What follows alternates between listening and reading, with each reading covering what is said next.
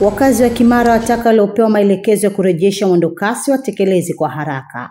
Kufuatia agizo lililolitoa Rais Samia Suluhu Hassan kupitia kwa Waziri Mkuu Mwigulu Nchemba kuhusu kutolewa kwa siku 10 kurejea kwa huduma ya mwendokasi, wakazi wa Kimara wamewataka wahusika waliopewa maelekezo kutekeleza agizo hilo kwa haraka ili kuwafanya wakazi wa Kimara kuanza kutumia huduma hiyo tena. Wakazi hao wametoa kauli hiyo hii leo tarehe 25 Novemba 2025 jijini Dar es Salaam wakati wakizungumzia adha ya usafiri wanayokutana nayo kwa sasa kutokana na matukio ya uvunjifu wa amani yaliyotokea tarehe 29 Oktoba 2025, ambapo wameahidi baada ya usafiri huo kurejea wao ndio watakuwa walinzi dhidi ya wanaopanga kuharibu miundombinu hiyo tena. Insets wakazi wa Kimara. Kutokana na ondoko la mwendokasi imesababisha sana kupata usumbufu kutokana na nauli nilikuwa natumia labda nauli 1300. Sasa hivi natumia nauli zaidi ya 4000 tu kwenda. Na ukirudi utakuta 5000 nzima unaiacha badala ya 1300. Kwa hiyo imetuathiri sana sio wananchi. Kwa hiyo ninachoomba serikali ifanye jitihada zaidi ili iweze kurudisha huduma ya mwendokasi. Sisi tunakuomba wananchi kama serikali waweze kutusaidia kwa hilo. Kwa majina anaitwa Pius Focus. Kutokana na changamoto ya barabara ya mwendokasi ya magari ya mwendokasi kutokupatikana sasa hivi imeleta adha kwa wananchi hasa wanaotumia barabara ya Mbezi na barabara ya sehemu zingine. Changamoto nyingine inaleta kwa upande wetu sisi, barabarani foleni imekuwa kubwa sana. Magari yamekuwa mengi. Ukiangalia zamani watu wengi walikuwa wanaacha magari yao nyumbani, wanatumia usafiri wa mwendokasi. Sasa hivi mwendokasi hazipatikani, wanalazimisha kutumia magari yao binafsi. Kwa hiyo imeleta changamoto ya foleni kubwa sana barabarani. Tulikuwa tunaomba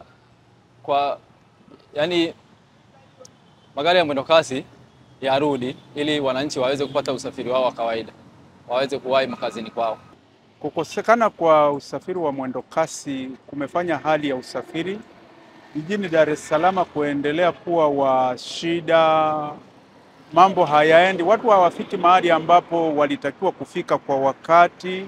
Msongamano kwenye vyombo hivi vya usafiri barabarani vingine vilivyobakia kama daladala na baadhi ya daladala bajaji na daladala zilizochukua usafiri katika maeneo ambayo yalikuwa yanatumika kwa mwendokasi. Msongamano ni mkubwa na mtu huwezi ukafika pale mahali ambapo unataka kwenda kwa wakati unaotaka. Wito wangu mimi kwa serikali, imetokea ajali kafika hapo mahali ilipofika, ifanye jitihada, fanye chochote kile inayoweza kufanya ili usafiri urejee, kwa sababu una maana kubwa kwenye uchumi wa mtu mmoja mmoja na mwisho wa siku una maana kubwa kwenye uchumi wa taifa. Mwendokasi umetuathiri kutokupatikana kwa sababu saizi usafiri wa moja kwa moja unakuta hamna, inabidi unge upande bajaji, na bajaji wenyewe wameshapandisha nauli.